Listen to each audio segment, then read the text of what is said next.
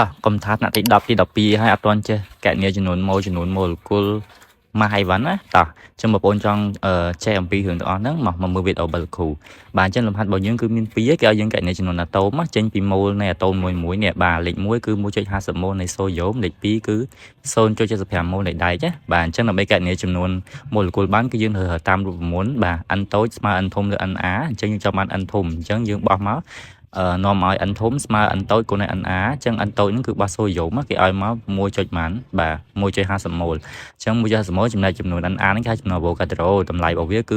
6.02 គុណ10សគុណ23បាទអញ្ចឹងគុណពីរហ្នឹងចូលគ្នាមកយើងបាន 9.03 បាទគុណនឹង10សគុណ23ស្វ័យគុណយើងទុកដដែលមកអញ្ចឹងចំនួនអាតូមយើងត្រូវគិតជាអាតូមអីគេអាតូមសូ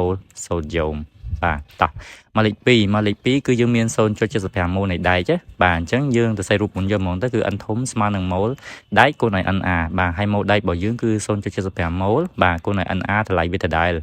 6.02 គុណ10សគុណ23អញ្ចឹងយើងគុណមេគុណមកបាទអញ្ចឹងចម្លើយរបស់យើងគឺឃើញបាទ